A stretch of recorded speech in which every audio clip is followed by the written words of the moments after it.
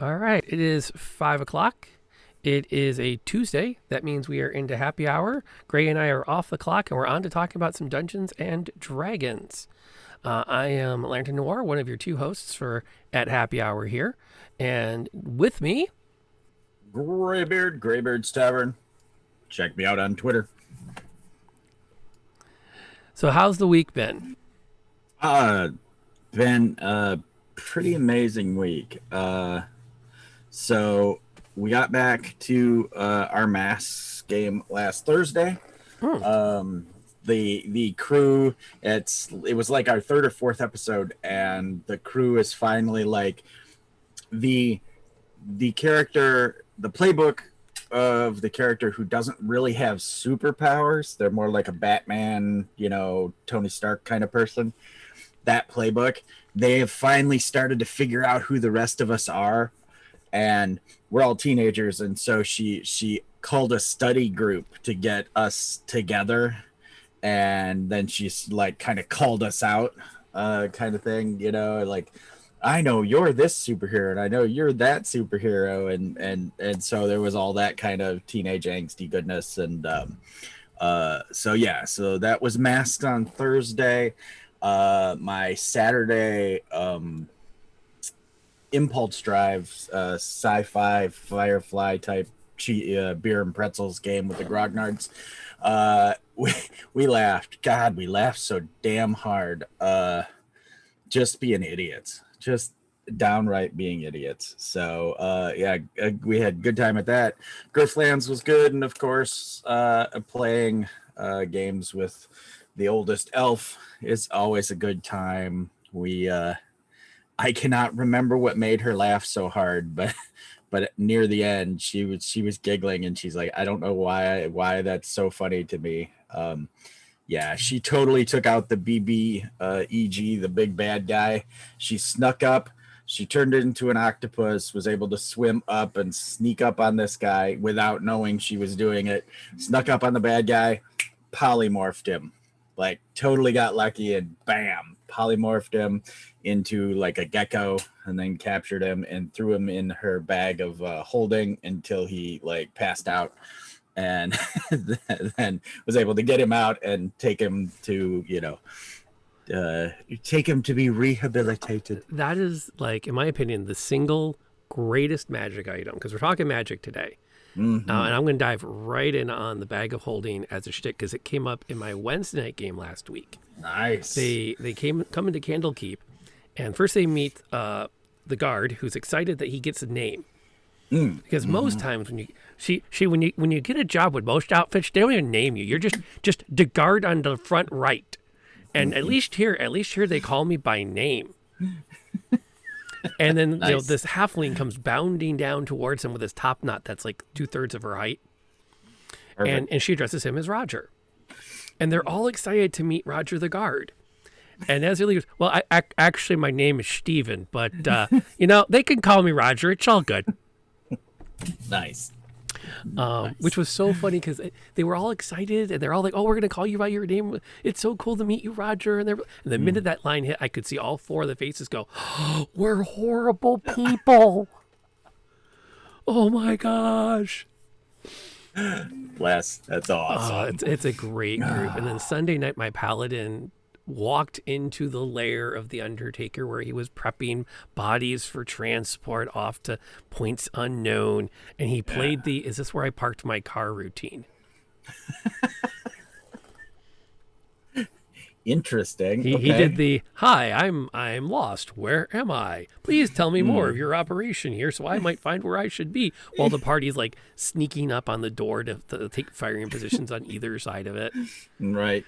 And it was so great. He was so conflicted the whole time because the body being shipped out was the young necromancer that he almost smote Right. 2 sessions ago.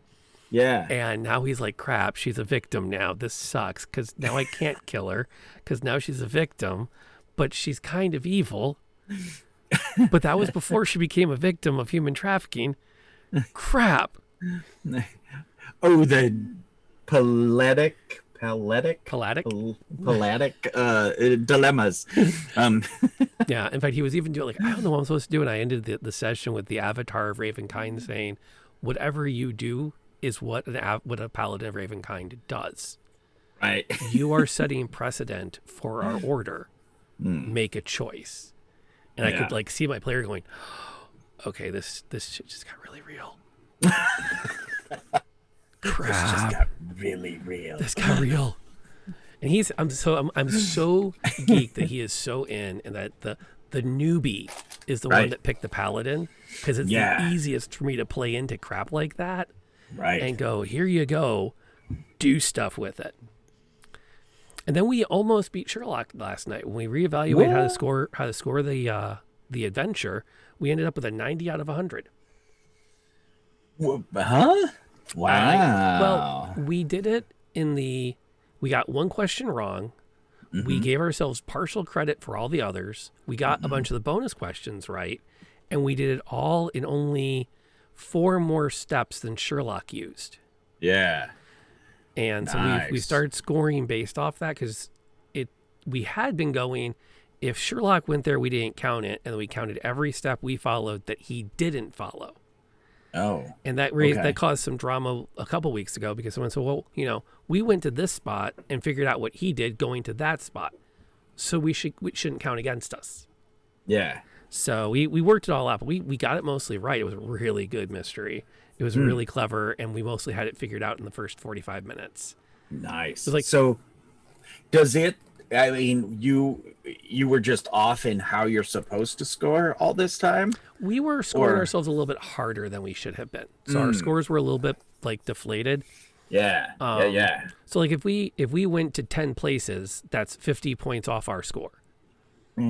Except if Sherlock's solution guide had said, you should go to these places.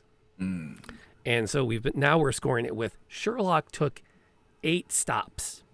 Yeah. We took 12 stops. That's a difference of 4 or a 20-point deduction. Right. And we got the bonus questions right. So we did more than Sherlock did. He just solved the case. We actually locked in the motivation. But it was one where it's like, oh, we pretty much know what happened. Now, do we have enough evidence to support it? Can we answer all the questions?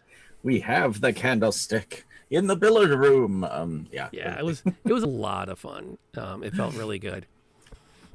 I'm still just working out how to make it better TV, or we might just stop streaming them and just keep playing on Mondays. Yeah. Because it's fun to play, but it's not great television. Oh, it's not dynamic streaming, as it were. Yeah, that's a lot of people have asked me to play certain games, and I'm like, I just can't. I only stream games that I can let go of the mouse and talk with my hands and grab props and stuff, because I just don't. I feel like I'm ignoring people if I'm like this at the well, yeah, just zen focus on stuff. Like I really would like to stream this game called Dorf Romantic. But it is a Bob Ross Zen game. It's a beautiful little like building game, but I couldn't talk and I couldn't watch chat while I'm doing it. But it is the most like Zen game in the universe. I think Saturday after the girls went to bed, I must have played like 4 hours and had no idea I had played, that long. It was like, oh, it is now 2 a.m. I've been playing this for like 4 hours. Wow. I know that jam. I've been there a few times. Speaking of a few times, you ready to talk magic? Yeah. Let's do it. Okay. Before we talk magic, I want to take 60 seconds to talk about the magic of podcasting and how easy it is through anchor.fm. So hang tight. We'll be back in 60 seconds, and we're going to talk about how we've used magic in our games.